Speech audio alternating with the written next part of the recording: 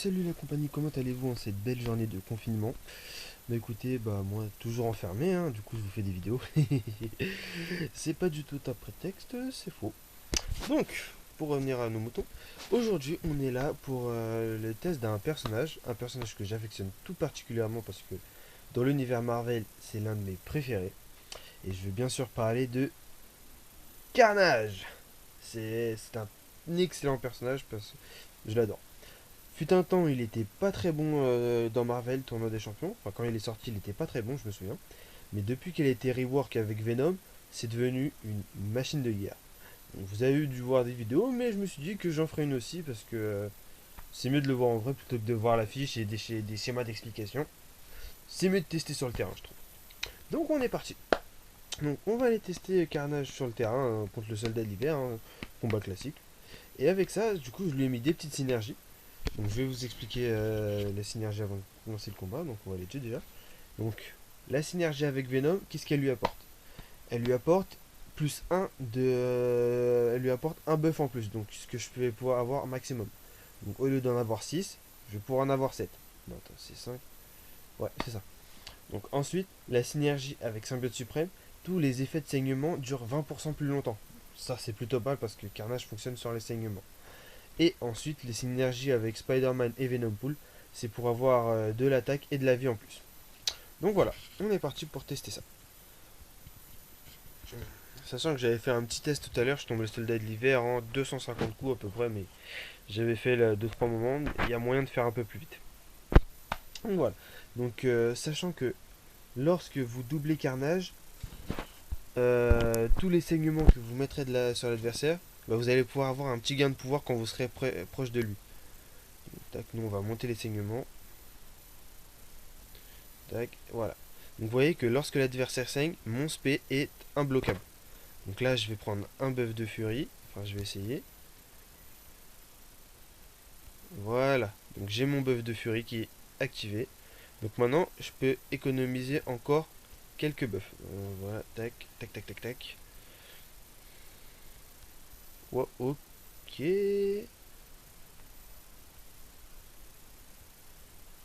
Ouais, parfait. Donc deuxième furie. Tac. Et maintenant on va taper. Tac. Bam, bam, bam, bam, bam, bam.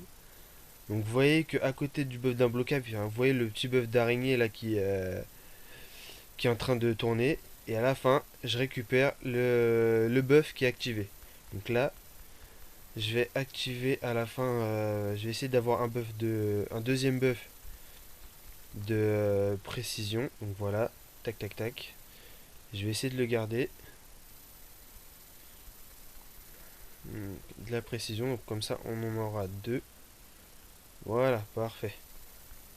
Donc maintenant, on va prendre deux buffs de cruauté aussi. Euh, la parade, elle est partie où là? Ça, c'est pas normal.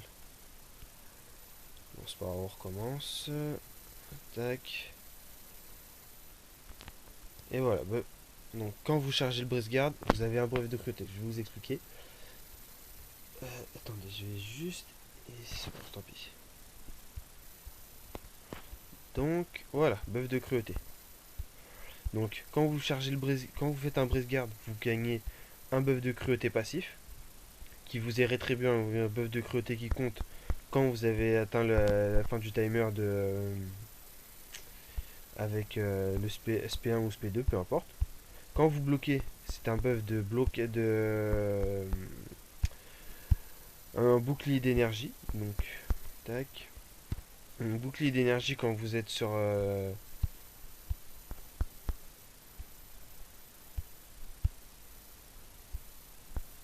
Bon, tant pis. On n'aura pas le deuxième buff de cruauté. C'est pas grave. Donc voilà. Et quand vous faites une attaque moyenne, c'est une furie. Et une attaque rapide, une précision. Donc voilà. Donc là, je l'ai chargé en mode gros bourrin. Il va déboîter. Pam, pam. Tac, on recule. Voilà, vous voyez que rien que mes attaques moyennes, maintenant c'est du 4000 par attaque moyenne en dégâts critiques. Vous voyez que ça tape bien. La cruauté augmente vos dégâts critiques, la précision augmente votre chance de faire des dégâts critiques, et les furies augmentent mon attaque, tout simplement. Donc on va voir un spé. 8000, 8000. Vous voyez que ça tape de ouf quand même. Et il est que 5R3. Je tiens à le rappeler, c'est que un 5R3. Tac, tac. Bam, bam, bam, bam, bam. Donc vous voyez que là, des dégâts critiques, on en a quand même pas mal. Hein. Donc sur des petits combats courts, franchement, Carnage, ça peut faire le taf. Hein. Vous mettez une furie, une précision et bam, vous faites kiffer. Tac, bam, bam, boum. Donc on résume. Quand on bloque, on a le buff vert, le buff de furie quand vous faites une attaque moyenne, le buff de précision quand vous faites une attaque rapide, et quand vous faites un brise-garde, c'est le buff de cruauté. Voilà. Là, on va taper, je vais monter en SP2. Donc voilà, buff de cruauté parce qu'on a fait le brise-garde. On bloque, on dexte pas, d'accord, c'est normal. Tac, on va charger, bam, bam, SP, parce que l'ennemi saigne, du coup on fait un SP. Vous voyez le petit 11 000 à la fin là? Ça fait du bien. Carnage, c'est une valeur sûre, si vous le chopez, vous pouvez être content. Et on va le terminer sur Spire. Bam, bam, bam, bam, bam. Et voilà. Vous avez vu, Carnage, bah, ça fait un carnage, hein, littéralement. Là, on l'a tombé en 200 coups, vous voyez? Beaucoup plus rapide. Donc voilà. Donc après, vous pouvez builder Carnage à peu près comme Venom le canard. Sans la régénération, bah, ça c'est dommage, pas grave. Ça reste quand même un excellent champion. Moi, je kiffe. Donc, bah voilà. Bon, bah ce sera tout. C'était une petite vidéo de test de personnage et de présentation. Donc, vous voyez Carnage. Je vais vous montrer quand même ce que ça fait quand vous le doublez. C'est comme ça, vous aurez votre petite idée si vous arrivez à le doubler. Je pourrais le doubler là tout de suite maintenant parce que j'ai une gemme d'éveil cosmique. Mais je préfère la garder pour au cas où je chope un Hyperion, un Vision Arcus ou tout le tralala quoi. Parce que déjà que j'en avais utilisé une sur Venom le canard. C'est une bonne décision aussi parce que du coup ça augmente mon symptôme symbiotique. Enfin, je suis plus non, c'est chelou. Mais c'était cool. Donc on va y aller en cosmique. Carnage. Info. Donc vous voyez que quand il est doublé, vous débloquez la soif de sang. Donc la vue, l'odeur, 3 gains de pouvoir, voilà. Octroyant un buff gain de pouvoir lorsqu'il inflige saignement ou brise armure. Donc voilà. Donc vous dites comment il peut appliquer des brise armure.